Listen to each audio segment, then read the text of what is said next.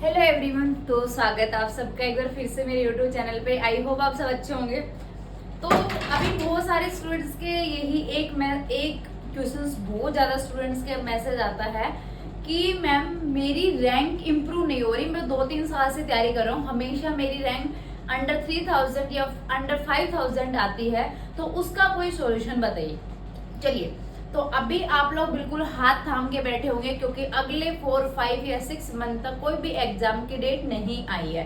तो ऐसा बिल्कुल भी ना करें। अगर आप ऐसा करते हैं तो आप अपने आप को बहुत पीछे पाएंगे, क्योंकि अभी जो आपने तैयारी करी थी और कुछ नंबर की वजह से आपका सिलेक्शन नहीं हुआ, तो अगर आप उस तैयारी को अभी कंटिन्यू नहीं करते तो नेक्स्ट टाइम भी यही ऐसा हो सकता है आपके साथ। तो बी कंटिन्यू विद अपनी स्टडी के साथ बने रहें। जो भी पढ़ रहे हैं उसको थोड़े थोड़े टाइम देके अच्छे से, क्योंकि अभी हमारे पास टाइम है। अभी आप एक पर्टिकुलर यूनिट को, चैप्टर को बहुत अच्छे से पढ़ सकते हो, अपनी थ्योरी को अच्छे से कर सकते हो, और आपकी थ्योरी क्लियर होगी तो एमसीक्यू आपसे अपने आप निकल जाएंगे, आपको एग्जाम में कंफ्यूजन नहीं होगा।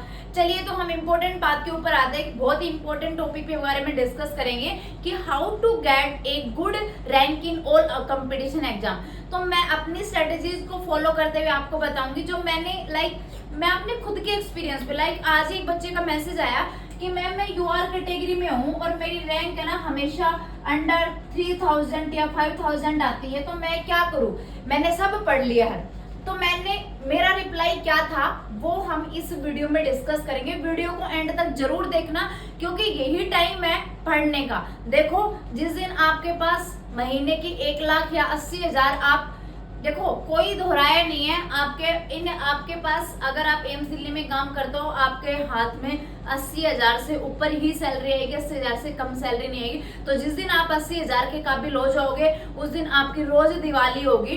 तो इस दिवाली ये भी ध्यान रखें कि मुझे नेक्स्ट दिवाली अपने सिलेक्शन के साथ मनानी है, ये मोटिवेशन अपने आप में जरूर रखें। चलिए फिर डिस्कस करते हैं how to get a good rank in all nursing competition exam. मैं अपनी स्ट्रेटेजी से बता रही हूँ। देखो भाई, कोई भी बच्चा है, चाहे उसने बीएससी करा है, पोस्ट बीएससी नर्सिंग किया है, कुछ भी किया है, या फिर जो अभी बीएससी नर्सिंग कर रहा है 4th ईयर में है, ये चीजें सभी के लिए है। सबसे पहले आपको अपनी थ्योरी पढ़नी है। बिना थ्योरी आप सोचो कि मैं एमसीक्यू प्रैक्टिस कर लूं, बिल्कुल पॉसिबल नहीं है। और ओनली एमसीक्यू प्रैक्टिस करके मेरा सिलेक्शन हो जाए, बिल्कुल भी पॉसिबल नहीं है। और ओनली थ्योरी पढ़ के मेरा किसी अच्छी जगह पे सिलेक्शन हो जाए, बिल्कुल भी पॉसिबल नहीं है। तो आपको सिलेक्शन पाना है, सिलेक्शन पाना ही नहीं है, आपको एक अच्छी रैंक लेनी है कि आपको अपनी चॉइस का एम्स या कोई भी इंस्टीट्यूट आपको मिल जाए, अगर आपकी अच्छी रैंक आएगी तो उसके लिए आपको क्या करना है। चलिए, तो हम स्टेप बाय स्टेप डिस्कस करेंगे, और अगर आप वो स्टेप फॉलो कर लेते हो तो मैं 100% श्योरिटी के साथ कह रही हूँ, गारंटी के साथ, आपकी अच्छी रैंक आने से कोई नहीं रोक सकता अगर आपने ये चीज फॉलो करी तो। चलिए, अब बात करते हैं सबसे पहले आपको कैसे अपनी तैयारी स्टार्ट करनी है। First you have to prepare yourself from inner, और अपने मेंटली माइंड से आपको स्ट्रॉन्ग करना है कि भाई मेरा एक टारगेट ये है कि मुझे एम्स दिल्ली चाहिए, उसके अलावा मुझे पहले कहीं पे भी मिल जाएगा सिलेक्शन में, वहां पे चला जाऊंगा, उसके बाद मेरा टारगेट वो है। चलिए, अब हम बात करते हैं सबसे पहले थ्योरी की। चलिए, तो सबसे पहले कुछ भी करने से पहले आपकी थ्योरी क्लियर होनी चाहिए। अब इसमें क्वेश्चन आता है कि मैम थ्योरी कहाँ से पढ़े, तो थ्योरी कहाँ से पढ़े। मैं अपनी बात करूं तो मेरे तो खुद के नोट्स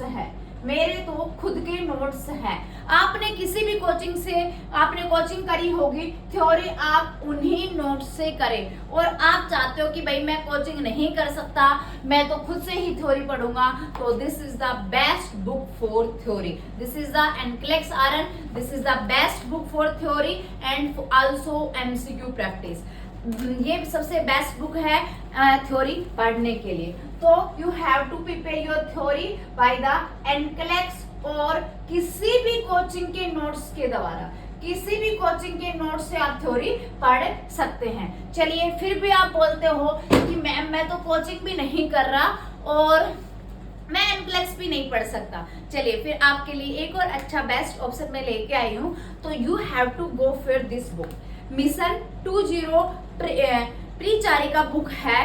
भाई इसमें आपको ना इतनी बेस्ट थ्योरी मिल जाएगी ना, मैं क्या बताती हूँ। कुछ बच्चे मैसेज भी कर रहे थे कि मैम इसमें और एनक्लेक्स में क्या डिफरेंस है। चलिए तो मैं बताती हूँ। इसमें आपको हर वो क्वेश्चन मिलेगा जो प्रीवियस ईयर एग्जाम में आए हुए हैं, विद रैशनल मिलेगा। और मैं बता दूं इसकी थ्योरी इतनी इजी है ना, जैसे कुछ बच्चों के एनक्लेक्स की थ्योरी समझ में नहीं आती। एनक्लेक्स में एक और चीज बता दूं, एनक्लेक्स की थ्योरी अगर आपने एक बार पढ़ी है तो आपको समझ में नहीं आएगी। एनक्लेक्स की थ्योरी आपको डीप पढ़ना पड़ेगा तब आपको समझ में आएगी। और इस बुक को अगर आप वैसे पढ़ लेते हो तो भी ये आपको, मतलब मेरा कहने का मतलब this is a very easy language, ये बहुत ही इजी लैंग्वेज में आप इसको आसानी से समझ सकते हो।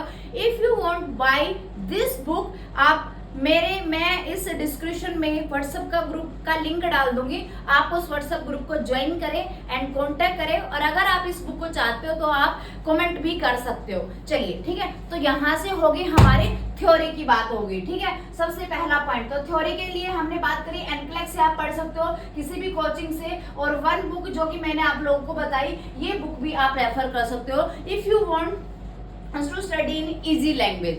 This is the first point. Next, second point, अब आपको करना है एमसीक्यू प्रैक्टिस। अब आपको सबसे पहले, अब आपने थ्योरी पढ़ ली, सीधा आपको एनक्लेक्स पे नहीं जाना। आपको कभी भी सीधा एनक्लेक्स पे नहीं जाना। तो नर्सिंग जगत की जानी पहचानी बुक, मैं तो ये बोलूंगी कि भाई इसको तो एक बार पढ़ना पड़ेगा। ये पुराना वॉल्यूम है, मेरे टाइम का है, जब मैंने इसको पढ़ा था, स्टूडेंट्स को पढ़ाती थी उस टाइम क्या है। तो आप एकदम न्यू वॉल्यूम ले, एकदम न्यू वॉल्यूम, न्यू एडिशन ले, पीआर यादव का न्यू वॉल्यूम ले। और उससे किसी भी टॉपिक या सब्जेक्ट का जिसका आपने थ्योरी पढ़ा है उसका एमसीक्यू प्रैक्टिस जरूर करें। ठीक है, अब आपने कर लिया, आपने इतना कर लिया। और अगर आपको पीआर यादव की बुक चाहिए, फोटो कॉपी चाहिए तो आप मुझसे कांटेक्ट कर सकते हैं, वो भी आपको अवेलेबल हो जाएंगे। चलिए अब थर्ड आपको क्या करना है, आपने पीआर यादव के एमसीक्यू कर लिए। Next you can go for the NCLEX MCQ. मैंने पहले अपनी थ्योरी पढ़ी थी, पीआर यादव एमसीक्यू करे थे। पीआर यादव तो मैंने कम से कम 10 से 12 बार निकाली थी, 10 से 12 बार निकाली थी। एनक्लेक्स के एमसीक्यू, एनक्लेक्स की बुक को भी मैंने कम से कम 10 से 12 बार पढ़ा था। 1100 क्वेश्चन है विद रैशनल, उनको मैंने बिल्कुल चार्ट लिया था विद पेज, सब कुछ रैशनल, सब पता था कहाँ क्या क्वेश्चन है। तो ऐसे चाटना है, पढ़ना नहीं है, चाटना है, यहाँ बैठाना है उसको। ठीक है, ये हो गया थर्ड पॉइंट हमारा एनक्लेक्स का। नेक्स्ट मैम क्या करें, इसके बाद इतना ही काफी नहीं है एम्स में सिलेक्शन पाने के लिए, और भी कुछ करना पड़ेगा। Then you can go for the previous year MCQ. Previous year MCQ is a very important, ये काम आपको करना है। ठीक है, अब बात करते हैं नेक्स्ट बुक की, जहां से आपको पता है कोई भी एग्जाम हो, हमारा मेडिकल सर्जिकल ऑफ नर्सिंग का बहुत ज्यादा वेटेज रहता है।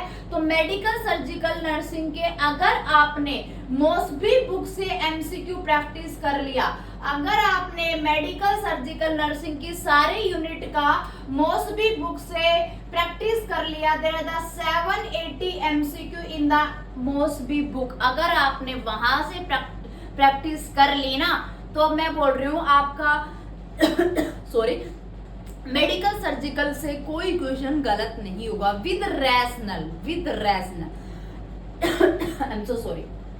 चलिए first step, there is a theory from the NCLEX book, then आपको एमसीक्यू पीआर यादव बुक से, देन एनक्लेक्स के MCQ with rationale, then previous year question paper, and then Mosby के एमसीक्यू। मोस्पी की सारी बुक नहीं पढ़नी है आपको। एक और मैं अच्छी बात बताती हूँ, बस आपको मेडिकल सर्जिकल के एमसीक्यू सोल्व करने हैं मोस्पी बुक से, और कुछ नहीं पढ़ना। सबसे लास्ट और वेरी इंपॉर्टेंट, बहुत सारे बच्चे क्या करते हैं, जब एग्जाम सर पे आता है, 1 महीना बचता है, 2 महीने बचते हैं, तब क्या करते हैं, तब ये क्या करेंगे। हाँ जी, तो सारी चीजें हमने डिस्कस कर ली हैं। एनक्लेक्स से आपको थ्योरी पढ़नी है, अगर आपके पास किसी कोचिंग के नोट्स हैं वो पढ़ने हैं, देन आपको मैंने एक बुक बताई, वो बुक आप रेफर कर सकते हैं।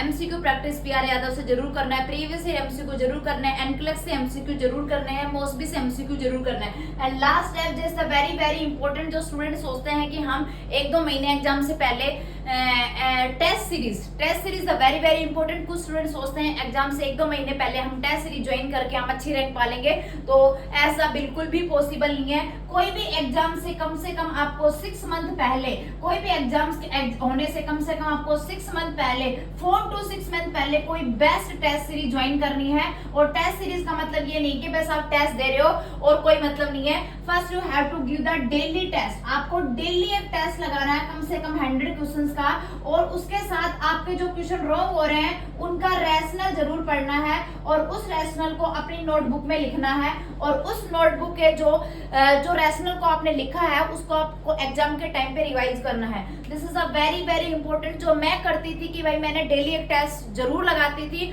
और उस टेस्ट में जो एमसीक्यू मेरे गलत होते थे उसका रैशनल लिखती थी और फिर उसको एग्जाम टाइम पे रिवाइज करके जाती थी। तो ये स्ट्रेटेजी अगर आप फॉलो करते हो जो मैंने आपको बताई है, आपको सिलेक्शन पाने से कोई भी नहीं रोक सकता। अगर आप किसी भी नर्सिंग कंपटीशन के एग्जाम की तैयारी कर रहे हो और आपको कोई भी हेल्प चाहिए कंटेंट से, थ्योरी से, किसी भी बुक से, टेस्ट सीरीज से, तो आप कमेंट बॉक्स में कमेंट जरूर करना। और मैं अपने व्हाट्सएप के ग्रुप का लिंक, जो मेरा व्हाट्सएप का ग्रुप है उसका लिंक डिस्क्रिप्शन पे जरूर डाल दूंगी, आप उस पर क्लिक करके उसको ज्वाइन करें। आपको कोई भी बुक ऑर्डर करनी है, कुछ भी आपको टेस्ट सीरीज करनी है, मेरे नोट्स लेने हैं, तो आप मुझसे व्हाट्सएप पे कांटेक्ट कर सकते हैं, मैसेज कर सकते हैं। आपको कोई भी हेल्प चाहिए, अगर आपको कोई भी दिक्कत है तो आप कोई भी हेल्प ले सकते हैं। Thank you so much. इसी प्रकार जुड़े रहें, सपोर्ट करते रहें, वीडियो शेयर लाइक जरूर करें। अगर आप चैनल पे नए हो तो सब्सक्राइब जरूर कर लें, और ये स्ट्रेटेजीज अपने आने वाले एग्जाम के लिए जरूर ऐड करें, और अभी से पढ़ाई शुरू कर दें, एग्जाम का वेट ना करें। Thank you so much, good luck.